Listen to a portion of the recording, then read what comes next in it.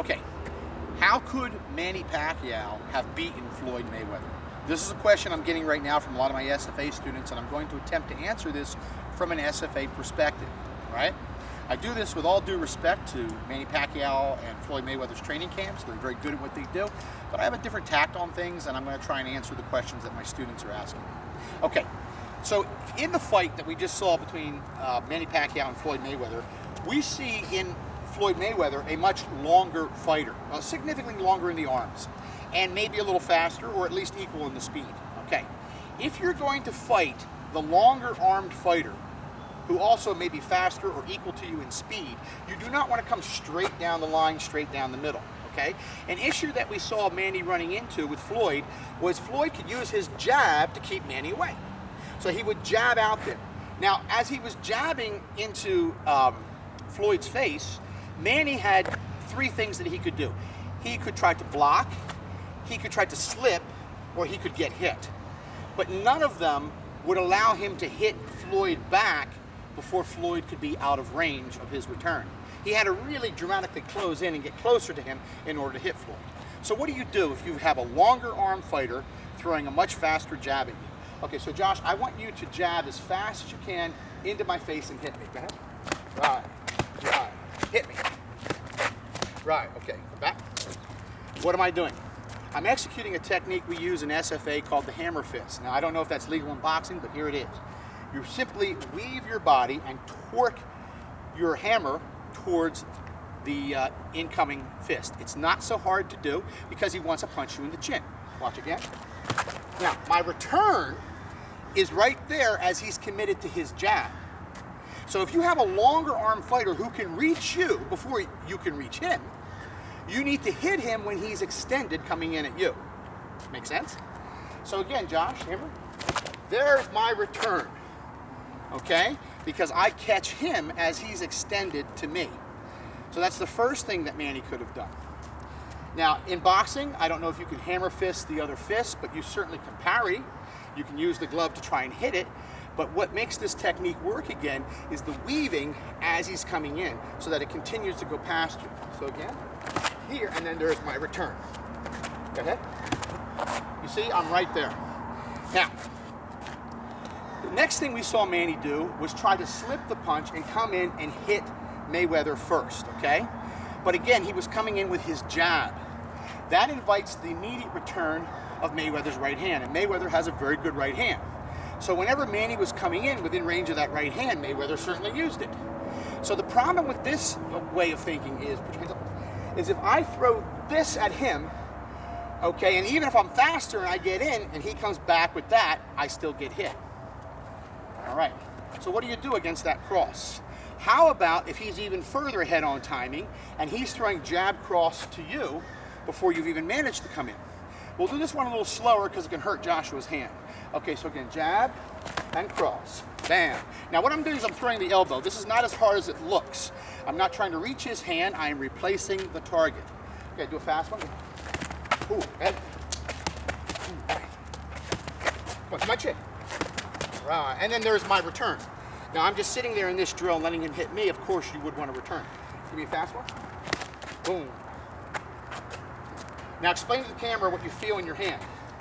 The elbows, bone on bone, hitting right directly on the knuckles can break the fist. Very painful, and especially with that velocity. So you don't like it? No. Right. Now, again, I don't know if that's legal in boxing, but my students are asking me from an SFA perspective what we could do. That's a destruction. So just slowly, once throw the jab, I'm weaving out, I'm touching my heels across, and I'm elbowing it. So it's very easy to do because I'm not trying to reach his fist. I am replacing the target. I know where he's going. He's going to punch me in the chin. So if I was Manny Pacquiao, I would have stayed at range of the longer fighter if the longer fighter was being offensive. And I would attack the attack. That's what we do in SFA. So again, slowly he throws the jab, here he throws the cross, here, and then I'd come back with my return. Okay, that's if I'm being counteroffensive, attacking the attack. What if I want to be offensive, okay? Now we also saw this. Sometimes Floyd would be in front of Manny and he wouldn't attack. Manny had more of the momentum. But again, Manny's consciousness was to go after the head or the body. So he would come in to try to hit the head or the body, and again, that invites the return of the longer arm fighter. The linear punches of the jab and the cross of the longer arm fighter, particularly if he's faster, can hit you or return the hit without you getting out. So what do? You don't go directly after his head and body, you go after the limbs first. So the first thing that you can do is you can jab his limb. Now, if I jab him and he compensates by moving his body this way, it opens an opportunity under again. Jab, I can come to the body and then the head. Notice how I'm coming in. Another thing that you don't want to do against a longer arm fighter is come straight down the pipe. You don't want to go down the middle. You want to come 45 degrees. So if I'm here and I'm going to advance on him, I want to advance 45 degrees. I want to hit either one of these two angles, all right? Again, that's a concept that we do in SFA. So from here, jab, jab, I'm going to come in. Notice how I'm coming in 45 degrees. I'm outside of his plane. If I can get him not to move. And Mayweather was doing that. He was standing in front and weaving. Although he did move a lot too, there were times when he would stand in front and weave. So put your hands up here. I'm moving. Also, I can jab the funny bone nerve. I don't know if that's legal in boxing, but it works on the street. Can hit that funny bone nerve and then come in. Another thing that's very destructive that I can do is I can attack the limbs all the way. Well, what do I mean by that? So from here, I'll jab, cross the funny bone, hook the funny bone, and then hit the face. I'm doing that slowly, but that doesn't feel too good, does it? No, it doesn't. Okay, so again, so here, and then come in. So attack the limbs first, particularly if you have a longer armed opponent. Because if your arms are shorter, and his are longer, he's going to hit you before you hit him. Any action that you move to come in, if he has any kind of decent accuracy, he's going to execute a linear punch. So the only way you can stop that is by occupying these arms before you come in. So what you have to do is you have to hit the arms, and then you see how he reacts.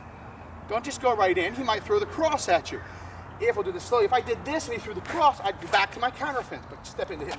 So here, bam, and then come in.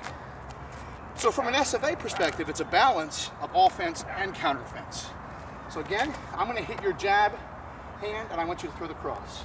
Here, whoa, and then I would come in. If, however, I have momentum, I can come in and hit the limbs. So I don't know if attacking the limbs, I believe that's considered a body shot, punching the limbs. I don't think that'd be illegal in boxing. But it is probably one of the best ways to close on a longer arm fighter. Well, those are just some perspectives from SFA, the survival fighting axiom. I was asked by my students to make this tape to explain what Manny could have done. I am a Manny Pacquiao fan. I give all credit to Mayweather, though, for staying at range. The only thing I didn't like from Mayweather was grabbing when Manny came up close. Come on, that's just not right. They should have taken a point away from that. You shouldn't be able, in a boxing match, to use grabbing as a defense to someone coming up close. And there were some times that Manny got up close and started delivering punishment to Floyd, and that was making a good fight. But this issue of closing on the longer arm fighter, I feel, is what could have helped Manny win more rounds. And that's why I'm making this tape. I have a lot of respect for Manny. If he sees this, I would love to help you train. Give me a call. So our website is www.sfaway.com. That's www.sfaway.com. And you can find out more about SFA.